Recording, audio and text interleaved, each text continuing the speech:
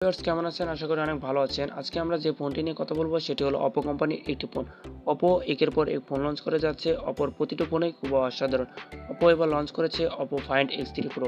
এই ফোনটি কিছুদিন আগেই ইন্ডিয়াতে লঞ্চ করেছে। এই ফোনটি খুব অসাধারণ।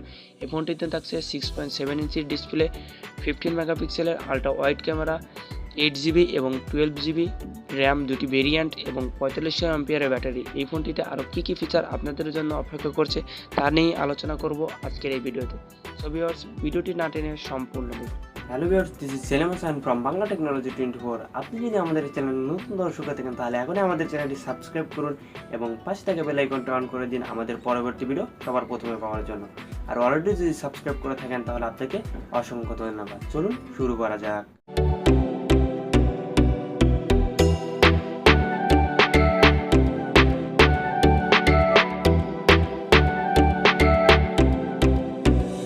শুরুতেই কথা বলা যাক এর ডিজাইন এবং বিল্ড কোয়ালিটি নিয়ে। এর ডিজাইন এবং বিল্ড কোয়ালিটি খুব অসাধারণ। এর ডান পাশে থাকছে পাওয়ার বাটন এবং এর বাম পাশে থাকছে ভলিউম রকার এবং এর নিচে থাকছে চার্জিং পোর্ট এবং সিম কার্ড স্লট।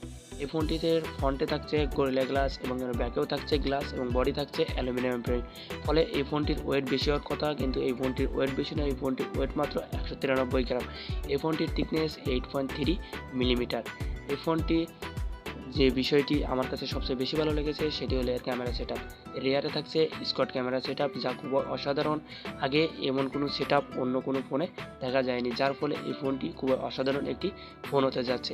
এর ডিসপ্লেতে থাকছে 5 হোল ডিসপ্লে। এর ক্যামেরাটি থাকছে মাঝখানে, যার ফলে এই ফোনটি দেখতে খুব অসাধারণ লাগে। এবার কথা বলা যাক এর ডিসপ্লে কোয়ালিটি নিয়ে। এই ডিসপ্লেতে থাকছে LTPO অ্যামোলেড 120 হার্টজের একটি ডিসপ্লে। এই ডিসপ্লে সাইজ 6.7 ইঞ্চি। ডিসপ্লে রেটিও হিসেবে থাকছে 20:9 রেটিও। ডিসপ্লে রেজুলেশন হিসেবে থাকছে 1440x3216 পিক্সেল। ডিসপ্লে প্রোডাকশন হিসেবে থাকছে কর্নিং গরিলা গ্লাস। এবার কথা বলা যাক প্ল্যাটফর্ম নিয়ে। ফোনটি রান করবে 11 অর্থাৎ ফোনটির অপারেটিং সিস্টেম অ্যান্ড্রয়েড 11।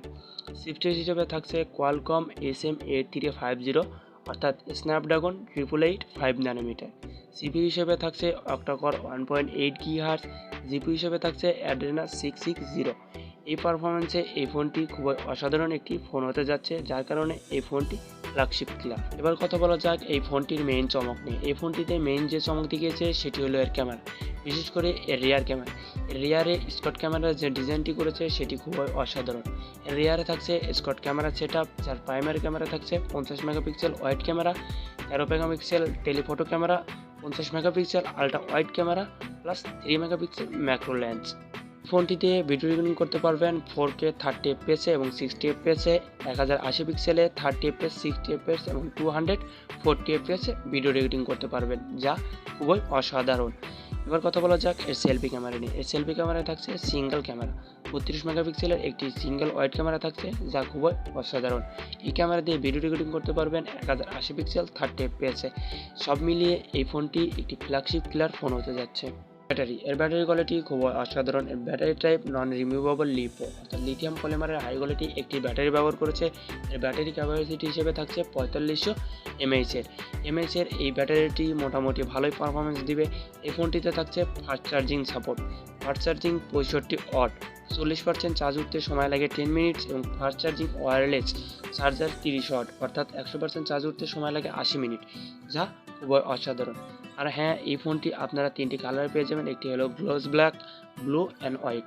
আর হ্যাঁ, আরেকটি কথা বলতে ভুলে গেছি যে এই ফোনটি আপনারা 1.5 মিটার পানির নিচে 30 মিনিট পর্যন্ত রেখে দিলেও এই ফোনটিতে পানি প্রবেশ করবে না, যা খুবই অসাধারণ। তো বন্ধুরা, ভিডিওটি যদি ভালো লেগে থাকে তাহলে লাইক করবেন, কমেন্ট করে জানাবেন কেমন হলো। আর আজ এ পর্যন্তই। আল্লাহ হাফেজ।